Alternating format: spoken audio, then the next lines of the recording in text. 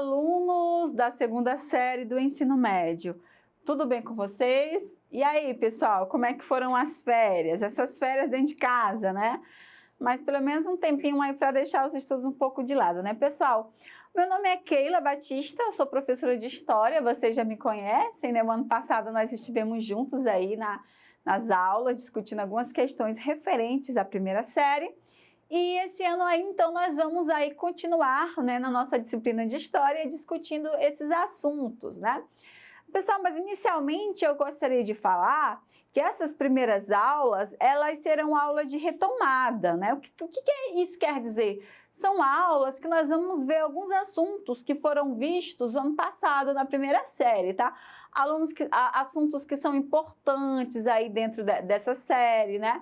Nós tivemos esse ano aí difícil, conturbado, ano letivo diferenciado, então a gente vai retomar aí alguns assuntos, tá, pessoal, de uma forma rápida, para depois a gente seguir direitinho aí discutindo os assuntos referentes à série de vocês, tá? E o nosso assunto de hoje é o assunto que a gente começa sempre a discutir a história, né, na primeira série, que é o surgimento do homem. Porque a história é a ciência que vai, né, estudar, então, o homem, né, o homem no tempo, na Terra, né, as relações aí que vão se... essas relações humanas, relações do homem, que vão, de fato, fazer com que haja história, né? Haja narrativa histórica, né? Desse processo de evolução. E claro que para existir história tem que existir o homem, né? E aí a pergunta que sempre, né, deixa as pessoas assim, fazem as pessoas entrarem em debates calorosos é acerca do surgimento do homem, né, pessoal? Então, nossa aula hoje é sobre isso. De onde viemos, né? Já que somos seres históricos, então seres biológicos, de onde viemos, né? Essa pergunta ela é feita aí por várias sociedades, né? E várias sociedades têm aí, então, as suas explicações para o surgimento do homem, né? Só que as mais conhecidas são duas, que é o criacionismo, né? Que é aí que vai se basear na fé cristã, né? Na Bíblia Sagrada, que vai se expandir aí pelo mundo. E a outra teoria sobre o surgimento do homem é o evolucionismo, né? Que aí vem com um caráter científico, que a partir do século XIX, né, os cientistas aí, principalmente Charles Darwin, né, ele vai trazer essa teoria da evolução, tá, pessoal? Então, a gente tem aí, então, o criacionismo, né, que voltamos aqui, o criacionismo, que é esse, né, é ancorado aí essa teoria na fé cristã, né? Nas sociedades ocidentais em que predomina a tradição cultural cristã, uma das respostas para a origem do ser humano decorre, então, dessa interpretação da Bíblia, né? Que o homem, então, ele é feito à imagem de Deus, né? Então, esse homem é uma criação de Deus que seria, então, a sua imagem. E vem diferenciando o ser humano das outras criaturas por conta da sua essência espiritual, né? Por conta, então, aí da sua alma. E aí, os religiosos, né, do tempo do Darwin, até posteriormente alguns, eles não gostam de ser associados aí com outras criaturas, como se fossem, tivesse uma coisa bem próxima com essas outras criaturas, né, animais. Então, o ser humano aí, de acordo com o criacionismo, se diferencia por conta dessa essência. E aí a gente tem algumas questões desse homem, que é a racionalidade, né? A consciência reflexiva, a linguagem elaborada, a imaginação reflexiva e o senso de moralidade, que é saber o que é certo, o que é errado, né? Então, aí, com base nessa interpretação, as pessoas acreditam aí que tenha sido essa imagem, tá, pessoal? De Deus. A gente aqui, como história, não estamos dizendo qual é a teoria verdadeira, nós estamos mostrando as várias teorias que falam aí acerca desse homem, que é importante para o desenvolvimento histórico, tá? E aí, pessoal, a gente vai ter o evolucionismo, né? Que em 1859 vem com esse cientista, Charles Darwin, né? Após anos de observações e estudos da natureza, o cientista inglês Charles Darwin, né, ele vai publicar o livro A Origem das Espécies. Nesse livro, ele vai propor a teoria segundo a qual os seres vivos evoluíram a partir de um ancestral comum. Além disso, ele considerava que o mecanismo biológico pelo qual as espécies mudaram, evoluíram e se diferenciariam, né? Essa diferença estaria estabelecida com base na seleção natural, pessoal. Então, essa seleção natural, ela é muito importante desse processo de evolução. Porque o que essa seleção ela afirma? Ela afirma que as características vantajosas de uma população para um determinado ambiente são selecionadas e contribuem para a adaptação e sobrevivência dessas espécies. Pessoal, o que isso quer dizer a grosso modo? Que os seres vivos mais desenvolvidos, mais aptos, eles vão se adaptar melhor àquele ambiente e vão sobreviver, né? O que a gente tem na imagem? A gente tem algumas girafas, né? Então, o que a gente vê? As girafas mais baixas, elas não conseguem alcançar o alimento. Só que as girafas com os pescoços maiores, elas vão alcançar.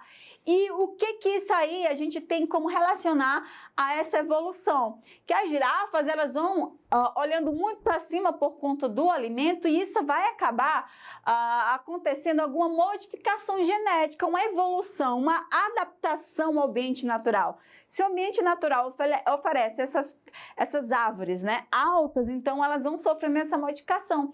E claro que só os seres humanos mais adaptáveis a os seres humanos não, desculpem pessoal, os seres vivos, né, mais adaptáveis a esses ambientes, eles vão sobreviver e os outros eles vão sendo extintos, tá pessoal?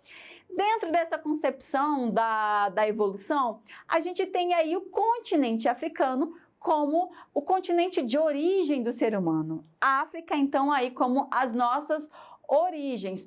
Por quê, pessoal? Os cientistas, eles chamam de hominídeos a família biológica da qual fazem parte os seres humanos atuais e seres humanos atuais e seus parentes ancestrais. Para muitos pesquisadores, foi no continente africano que surgiu nossos primeiros ancestrais, já que ali foram encontrados os fósseis humanos mais antigos. Pessoal, então o que a gente tem aí? A gente tem no continente africano, né, os fósseis mais antigos e também, pessoal, foram encontrados fósseis que falam de todo esse processo de evolução, de todas essas etapas, né? Então, aí a paleontologia, a arqueologia, né, as ciências que auxiliam a história, eles atrelam, então, a existência do primeiro ser humano, de fato, no continente africano, tá, pessoal? E aí a gente vai ter o surgimento de uma espécie, né, chamada de Australopithecus, né, que significa, então, macaco do sul, pessoal. E dentro dessa questão da evolução, só para a gente deixar claro, em nenhum momento ela está dizendo assim que veio daquele. O que ela diz é que em algum momento desse processo evolutório, o Homo, né, ele dividiu um ancestral comum com outras criaturas, né? Eles dividiram um ancestral comum e aí a gente vai tendo aí essa linha de evolução, tá, pessoal? Pessoal, então vamos para as características, né, dos Australopithecus, né? Eles viveram na África aproximadamente 4,5 milhões de anos atrás, eles caminhavam em pé, o bipedismo, né? Eles tinham como estrutura média aí 1,20 m, né, de comprimento, e a estrutura cerebral era com volume de 570 centímetros cúbicos. É importante a gente ver isso porque a gente vai ver como essa estrutura cerebral ela vai crescendo, tá, pessoal, a partir desse processo evolutório. Então, inicialmente a gente tem o Australopithecus, né? Depois a gente tem, pessoal, o Homo habilis, que é conhecido como esse homem habilidoso, que também vive na África, né? Interessante desse Homo habilis é que ele começa a fabricar os primeiros instrumentos, aí, então, de pedra e madeira. O Homo erectus, né, que ele vai também habitar aí o continente africano. Depois ele vai dispersar-se, né, por outros continentes, como a Europa e a Ásia, e foi a primeira espécie a construir, então, instrumentos com mais requinte, né? E também aí a utilizar o fogo, tá, pessoal? O Homo neanderthalensis, né, o neandertal, ele viveu aproximadamente de 1.305.000 até 34.000 anos atrás. Ele vai habitar partes do Oriente Próximo e à Ásia, e ele também vai desenvolver instrumentos mais complexos, né, cuja, então, a construção desses instrumentos vai exigir um maior controle das mãos e também ele vai acabar desenvolvendo uma linguagem falada, tá, pessoal? E aí a gente chega no Homo sapiens, né? Que as primeiras evidências foram encontradas na África, como a gente vem discutindo isso, e datam de 200.000 anos, né? Ele viveu, então, na África, na Ásia, Europa e migrou para a América, ó. A gente vai depois ver aí sobre essa migração, tá, pessoal? E aí esse homem, ele tinha um desenvolvimento da consciência reflexiva, da linguagem falada e escrita, expressão artística, né? E também aí o senso da moralidade. Esse homo é o homo que vai ter aí a reflexão, né? O homem sapiens, o homem que sabe, né, pessoal? Então, aí, a partir desse pensar reflexivo, isso vai influenciar muitas coisas, porque ele vai saber que sabe e vai começar a agir em cima disso. Só que, ao mesmo tempo, esse saber, ele vai ocasionar algumas, digamos, até que é questões existenciais, né? Porque ele vai saber muito, mas com esse muito que ele sabe, algumas coisas ele não vai conseguir resolver. Mas isso é uma questão mais filosófica, tá, pessoal? Pessoal, então vamos para o nosso exercitando aí acerca dessa temática. Ao estudar a evolução da espécie humana moderna, o Homo sapiens, observamos o surgimento de várias características em espécies ancestrais que beneficiaram seu estabelecimento e sucesso no ambiente. Entre essas características, podemos citar a bipedia, né, e o desenvolvimento de ferramentas. A primeira espécie reconhecida como capaz de fabricar artefatos de pedra é chamada de quê, pessoal? Homo sapiens, Homo habilis, Homo neanderthalensis, né? Homo ergaster ou Homo erectus.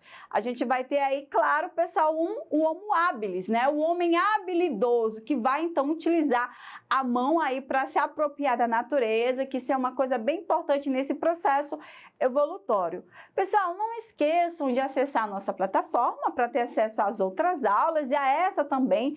E não esqueçam também de pesquisar mais sobre essa temática, né, que é tão polêmica aí dentro das ciências humanas, para que vocês conheçam melhor aí todas as evidências, ok? Até a próxima aula. Tchau!